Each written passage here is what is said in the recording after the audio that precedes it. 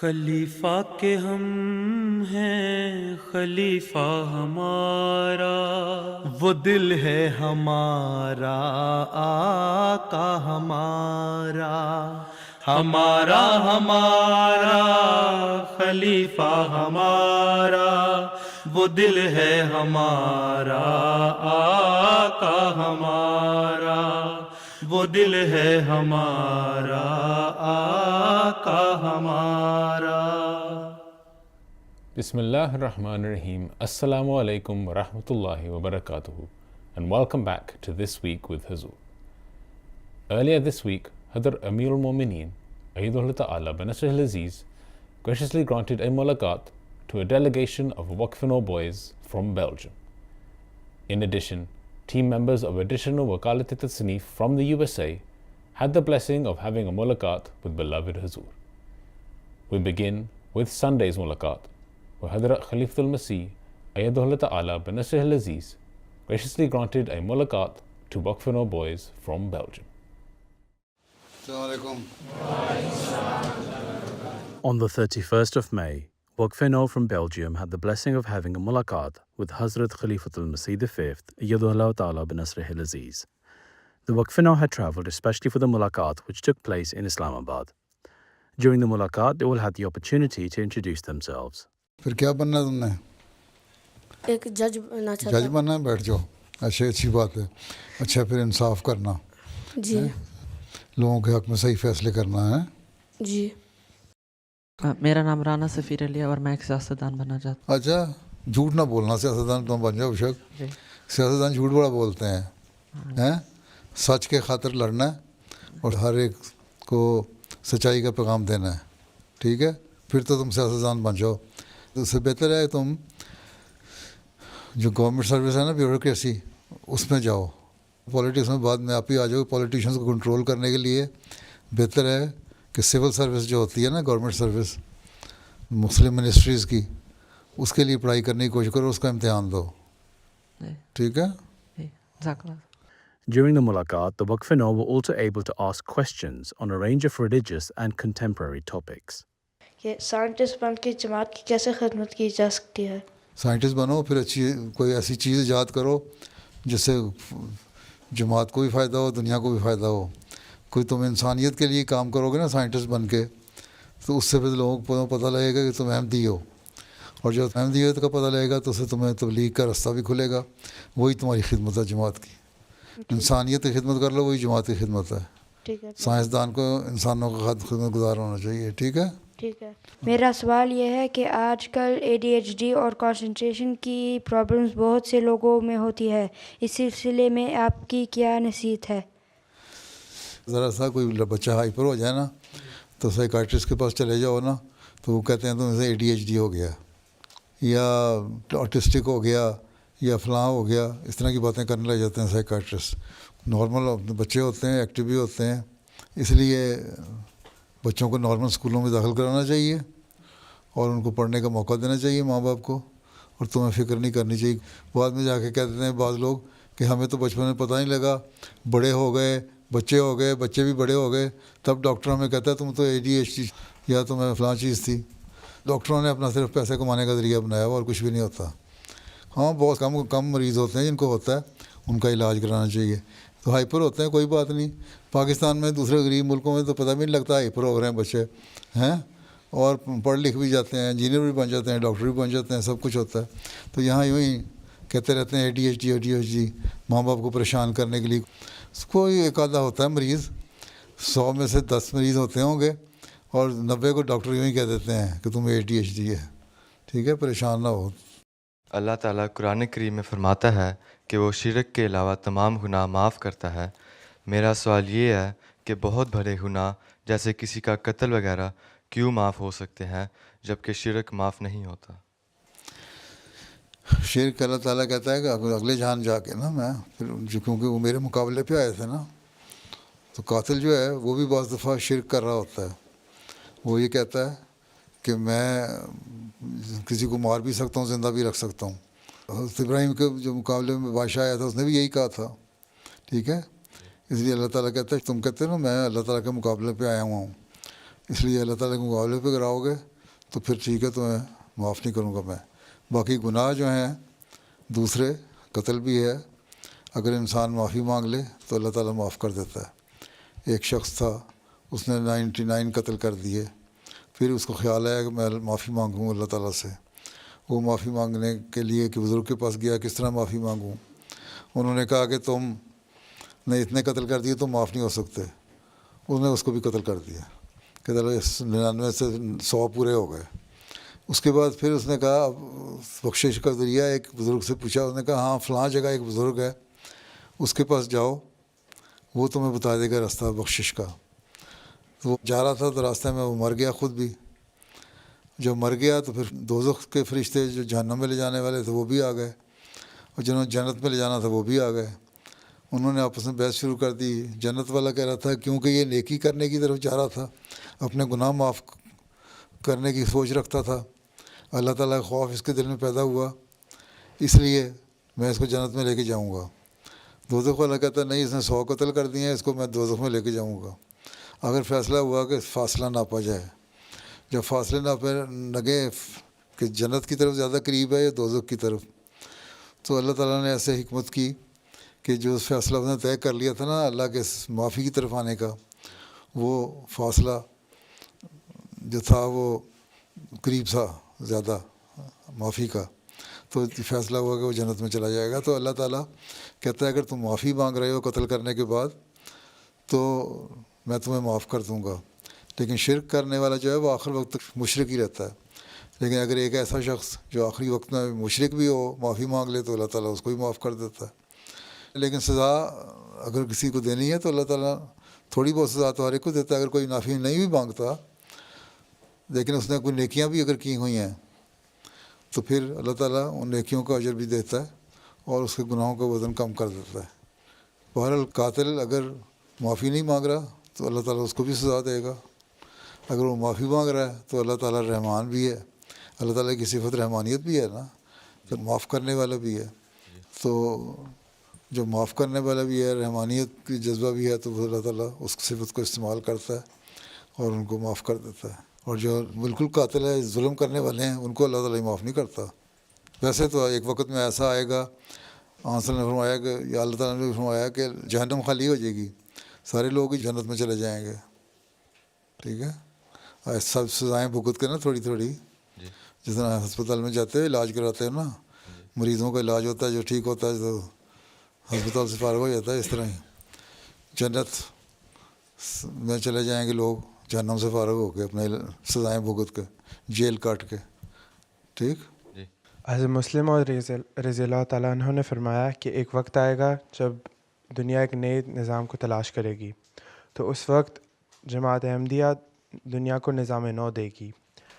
آج کل دنیا کے حالات سے لگ رہا ہے کہ دنیا ایک عالمی جنگ کی طرف جا رہی ہے۔ پیارے حضور، میرا سوال ہے کہ کیا یہ ممکن ہے کہ اگر یہ جنگ ہوئی تو اس کے بعد نظام نو قائم ہو؟ یہ تو میں عرصے سے کہہ رہا ہوں جماعت کو کہ جب جنگ ہوگی اور دنیا میں ایک تباہی آئے گی، اس کے بعد لوگ پوچھیں گے، پتہ کریں گے، اس لیے اس سے پہلے تم لوگوں کو تعارف کرانا شروع کر دو کہ جماعت احمدیہ اور اسلام کی تعلیم کیا ہے، ٹھیک ہے، اور اسلام کی تعلیم سے ہی تم لوگوں کی دنیا میں بچت ہے اور دنیا میں اسی نظام سے فائدہ ہوگا۔ اس لیے تم لوگ اللہ تعالیٰ کی طرف آؤ۔ جب لوگ اللہ تعالیٰ کی طرف آئیں گے اور جماعت احمدیہ نظام پیش کرے گی، وہ ہوگا۔ میں نے ایک دو دفعہ تقریروں میں بھی یہی کہا ہوا ہے کہ آپ لوگوں نے سوشلزم بھی دیکھ لیا، کمیونزم بھی دیکھ لیا، کیپٹلزم بھی دیکھ لیا، لیکن ہر جگہ فساد ہی نظر آتا ہے۔ جو اسلام کا صحیح نظام ہے، اب اس کو بھی اختیار کر کے دیکھو تو تمہیں پتہ لگے کہ اسلام کا صحیح نظام ضمانت دیتا ہے غریبوں کی بہتری کا بھی، اور یتیموں کی بہتری کا بھی، اور بیواؤں کی بہتری کا بھی، اور دنیا کی معاشی حالت کا بھی۔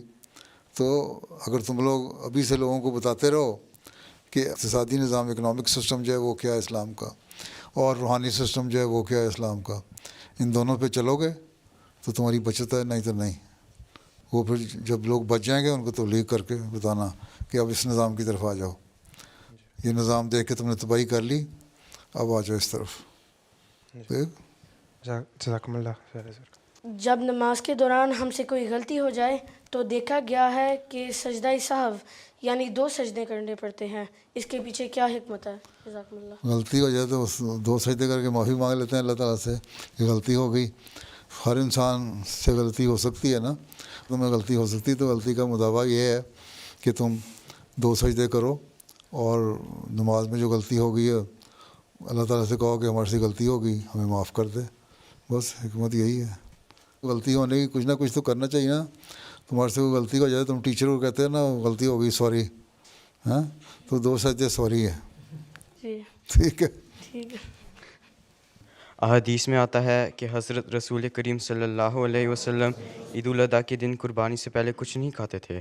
میرا سوال ہے کہ عید کے دن روزہ رکھنے کی اجازت نہیں ہے، تو رسول کریم صلی اللہ علیہ وسلم کے قربانی سے پہلے کچھ نہ کھانے سے کیا مراد ہے؟ روزہ کیا ہوتا ہے؟ روزہ تو یہ ہوتا ہے کہ صبح سحری وقت کھاؤ اور شام کو روزہ افطار کرو، 7 دن بھوکے رہو. تو ہاں حضرت صلی اللہ علیہ وسلم کی یہ سنت تھی کہ صبح عید کی نماز جلدی ہو جاتی تھی، عید الاضحیٰ کی، بڑی عید کی، بقرہ عید کی. اس کے بعد جو جانور ذبح کرتے تھے نا تو اس کے گوشت سے اس کو کھاتے تھے، افطار کرتے تھے کہ اس میں برکت ہے. یہ قربانی جو اللہ تعالیٰ کے حضور پیش کر رہا ہوں اس میں سے جو اتنا میرا جو فاقہ ہے 1 رات کا، رات کو میں نے کھانا کھایا ہوا، اب میں جو توڑ رہا ہوں. پانی تو پی لیتے تھے، کھاتے نہیں تھے، پانی تو پیتے تھے نا، روزہ تو نہیں تھا نا. یہ کہاں آیا کہ پانی بھی نہیں پیتے تھے؟ پانی پیتے تھے، صرف کھانا نہیں کھاتے تھے اس وقت، غذا نہیں کھاتے تھے پکی ہوئی. اس میں یہ سنت تھی کہ جو میں قربانی کر رہا ہوں اسی میں سے کھاؤں تاکہ اس کی برکت جو ہے مجھے بھی حاصل ہو. پہلے یہ حکمت ہے. ٹھیک ہے. جزاک اللہ پیارے حضور. ہمیں سکھایا جاتا ہے کہ اچھی صحبت اختیار کرنی چاہیے. میرا سوال ہے کہ اچھی صحبت کی کیا پہچان ہے؟ اچھی صحبت یہ ہے کہ تمہارے دوست اچھے ہوں، جہاں تمہیں نیک باتوں کی تلقین کی جاتی ہے. تمہارے بزرگ تمہیں کہتے ہیں نمازیں پڑھو، نیک کام کرو، شرارتیں کم کرو، لوگوں سے مار دھاڑ نہ کرو، اچھے اخلاق دکھاؤ. ایسی نصیحت کرنے والے لوگ ایسے ہیں جو اچھی صحبت والے لوگ ہیں. دوسری اچھی صحبت یہ ہے کہ تمہارے جو دوست ہیں وہ کوئی نشہ کر رہا ہے، کوئی ویپنگ کر رہا ہے، یا کچھ غلط قسم کی فلمیں دیکھ رہا ہے، یا اسموکنگ کر رہا ہے، یا لڑائی مار دھاڑ کر رہا ہے، ایسا لڑکا، تو ان کی صحبت نہ کو اختیار کرو، ان کو دوست نہ بناؤ اپنے، ان سے بچ کے رہو. پھر یہ دیکھو ان میں ایمانداری بھی ہے، ان میں تمہارے سے خلوص بھی ہے. اگر تمہارے پاس پیسے زیادہ ہیں وہ تمہارے پیسے کے پیچھے چل کے یہ کہتا اچھا آؤ جاذب خان آؤ ذرا آج ہمیں لینڈوز کھلا لو، اور جب تم لینڈوز کھلا لو گے بڑے خوش ہوں گے، بڑی تعریف کریں گے تم کو، ہاں بڑا اچھا دوست ہے میرا. اور جس دن تمہارے ابا تمہیں پیسے نہیں دیں گے یا تمہارے پاس جیب میں پیسے نہیں ہوں گے، تم کہہ دو گے آج نہیں میں کھلا سکتا، وہ کہیں گے تم بڑے کنجوس آدمی ہو، تم یہ ہو وہ، تمہیں برا بھلا کہتے ہیں، اس کا مطلب وہ اچھے دوست نہیں ہیں، اچھی صحبت نہیں ہے. تو اچھی صحبت وہ ہے اچھے دوست بناؤ. ایسے لوگ جو دنیا داری میں پڑے ہوئے ہیں، نشے میں پڑے ہوئے ہیں، غلط قسم کی فلمیں دیکھتے ہیں، غلط حرکتیں کرتے ہیں، لڑائیاں کرتے ہیں، غلط زبان استعمال کرتے ہیں، پڑھائی میں اچھے نہیں ہیں، وہ اچھے دوست نہیں ہو سکتے. اور جو اچھے ہیں ان ساری چیزوں میں وہ اچھے دوست ہیں. اسی طرح جو تمہارے بڑے ہیں وہ تمہیں اچھی باتوں کی نصیحت کرتے ہیں، وہ اچھی صحبت ہے.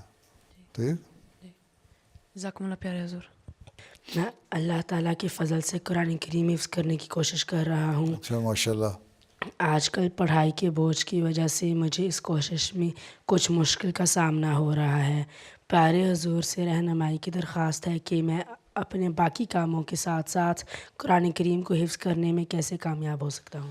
پڑھائی کے امتحان ہو رہے ہیں اگر، اور کچھ ان دنوں میں تم جو پچھلا حفظ کیا ہوا ہے نا اس کو دہراتے رہو، بجائے آگے حفظ کرنے کے نا جو پچھلا ہے اسی کو دہراؤ، نمازوں میں اسی کی تلاوت کر لیا کرو. ٹھیک ہے. اور پڑھائی پہ توجہ دو اور امتحان کی طرف توجہ دو. آج کل زیادہ امتحان ختم ہو جائیں، پڑھائی ختم ہو جائے. آج کل امتحان ہو رہے ہوتے ہیں نا عام طور پہ لوگوں کے اس سیزن میں، جب ہو جائیں ختم تو پھر دوبارہ حفظ کرنا شروع کر دو. دونوں کام ساتھ ساتھ کرنے ہیں نا. جو مدرسۃ الحفظ میں لوگ جاتے ہیں بچے، وہ پھر پڑھائی نہیں کرتے، وہ 3 سال حفظ کرتے ہیں صرف. تم نے دونوں کام کر رہے ہیں، اس لیے ان دنوں میں تم پرانا جو یاد کیا اس کو دہراتے رہو نمازوں میں یا ویسے چلتے پھرتے، باقی پڑھائی کی طرف توجہ دو. اور آئندہ جو اگلا یاد کرنا ہے وہ امتحانوں کے بعد کر لینا چھٹیوں میں. As the mulaqat concluded, the Waqfino had the opportunity to have a picture with Hazrat Amir al-Mu'mineen and also received the gift of pens. On the 1st of June, team members of additional Wakalat Tasneef from America had the blessing of having a mulaqat with Hazrat Khalifatul Masih. The group had travelled especially for the mulaqat, which took place in Islamabad. As the mulaqat began, additional Wakilat Tasneef Muniruddin Shams Sahib presented a report on the work being carried out by the team members present. हुजूर 20 साल हो गए हैं इस committee को काम करते हुए, तो जो हमारी पिछली मुलाकात थी हुजूर अक़दस से 2023 में, उस वक्त तक हुजूर 309 कुतुब जो थी वो कंप्लीट उनका तर्जमा हो चुका था.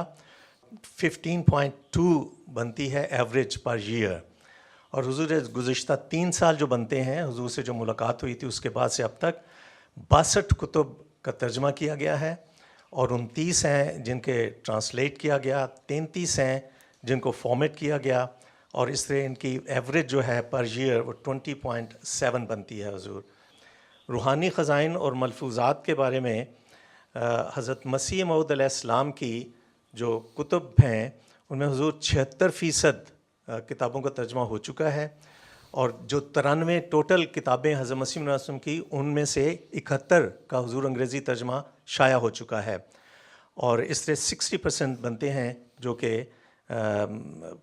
सफ़ात का तर्जमा किया गया. 14 कुतुब हुजूर ऐसी हैं जो कि खिलाफत खामसा से पहले जिनका अंग्रेज़ी में तर्जमा हुआ था. हुजूर अल्लाह ताला के फजल व करम से जो हुजूर के खिलाफत में जो तर्जमा किया गया है कुतुब का वो 57 है. तो ये हुजूर एक मैं समझता हूँ बहुत बड़ी अचीवमेंट है अल्हम्दुलिल्लाह कि इस दौर खिलाफत में 57 बुक्स का तर्जमा किया गया अंग्रेज़ी में, जबकि इससे पहले सिर्फ 14 कुतुब थीं जिनका तर्जमा होकर शाया किया गया था. After the report, all attendees had the opportunity to introduce themselves and their work. बाकी तो हो गई बातें, आपकी रिपोर्ट भी सुन ली, आपसे बातें भी कर ली, काम कर रहे हैं, किए जाएं, अल्लाह ताला तौफीक दे.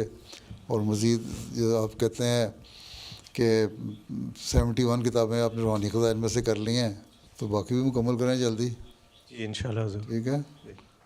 जर्मनी वालों ने तो सारे रूहानी ख़ज़ाइन मुकम्मल कर लिए जर्मन ज़बान में हैं, और इसने पिछले 10 साल से उन्होंने शुरू किया था, और आप लोग पिछले 30 साल से कर रहे हैं, अभी तक 71 तक पहुँचे हैं. और उनकी टीम भी आपसे छोटी है जी. अरबी वालों ने भी कर ली है मुकम्मल. ठीक है जी. इंग्लिश रह गया पीछे, जो चैलेंज है आपके लिए. Assalamu alaikum, Hazur. As a member of the Tasneef team, in the past 6 months, on average, I have spent about 12 to 18 hours a week on Tasneef, but there have also been weeks where I spent a lot more time. Sometimes, because of deadlines and important Tasneef work, I end up having to put my schoolwork aside for later. Alhamdulillah, I've been able to maintain straight A's, and I am passionate about Tasneef work. My question is, should I finish my day's Tasneef work first before I start my schoolwork, or should I do my schoolwork first? Your first preference should be your studies. First you do your schoolwork, then Tasneef. First preference should be your school. After completing your study, education, when you have some good degree in any of the subjects you want to achieve, then the extra time you can give to Tasneef. Anyway, as a tifl, as a young boy, you can give time to Tasneef, but the first preference should be your studies. You make a chart, a timetable, that on school days, normally here in the West, out of 365 days, only 175 or something days you go to school. The remaining 175 days are free. So you can give some time during those days to your Tasneef work. But when the school is in session, then you should give preference to your school. Okay? जी. ठीक है. Jazakallah. इस वक्त हमारी America की बच्चों की कुतब की team 9 उम्र बच्चों और नौजवानों के लिए कुतब तैयार करती है, लेकिन 10 साल से कम उम्र बच्चों के लिए कुतुब की कमी है। छोटे बच्चों के लिए कुतुब की ठीक है, आप कमी। तैयार करें, आपको इतना जहन दिया अल्लाह ताला ने, फर्टाइल जहन है माशाल्लाह, तो उसमें आप खुद लिख दिया करें, तैयार करके दो मुझे, अच्छी बात है। तो सिर्फ ट्रांसलेशन करना तो काम नहीं है ना, तसनीफ़ का मतलब क्या है, इसका मतलब ये लिखो भी साथ, सिर्फ ट्रांसलेशन ना करो। तो आप लिख के दें, इंशाल्लाह बच्चों के लिए बनाएं छोटी छोटी किताबें, ठीक है, इंशाल्लाह। जज़ाकल्लाह। चलो फिर। As the mulaqat concluded, the attendees had the opportunity to have pictures with Hazrat Amir al-Mu'mineen and also received the gift of pens. Those are some highlights from just some of beloved Hazur's activities over the past week. We now end with our final segment, the Friday Sermon Summary. In today's Friday sermon, Hazur, may Allah be his helper, spoke regarding the promised Messiah ﷺ's exemplary following of the Holy Prophet ﷺ's model of humility. Hazur, may Allah be his helper, narrated an incident of Hazrat Mufti Muhammad Sadiq Razillah anhu, which illustrated the promised Messiah ﷺ's humility. Hazrat Mufti Muhammad Sadiq sahab kehte hain کہ مجھے یاد ہے کہ ایک دفعہ میں لاہور سے قادیان آیا ہوا تھا، غالباً 1897 یا 98 کا واقعہ ہوگا۔ حضرت صاحب نے مسجد مبارک میں بٹھایا مجھے، چھوٹی مسجد تھی اس وقت، آپ نے فرمایا کہ بیٹھو میں کھانا لے کے آتا ہوں، یہ کہہ کر آپ اندر تشریف لے گئے۔ میرا خیال تھا کہ کسی خادم کے ہاتھ کھانا بھیج دیں گے، مگر چند منٹ کے بعد جب کھڑکی کھلی تو میں کیا دیکھتا ہوں کہ اپنے ہاتھ سے ہی سینی یعنی بڑی پلیٹ تھال جو تھا ٹرے میں کھانا لگا کر اٹھائے ہوئے میرے لیے لائے۔ مجھے دیکھ کر فرمایا کہ آپ کھانا کھائیں، میں پانی لاتا ہوں۔ بے اختیار کہتے ہیں رکت سے میرے آنسو نکل آئے کہ جب حضرت ہمارے مقتدا و پیشوا ہو کر ہماری یہ خدمت کرتے ہیں تو ہمیں آپس میں ایک دوسرے کی کس قدر خدمت کرنی چاہیے۔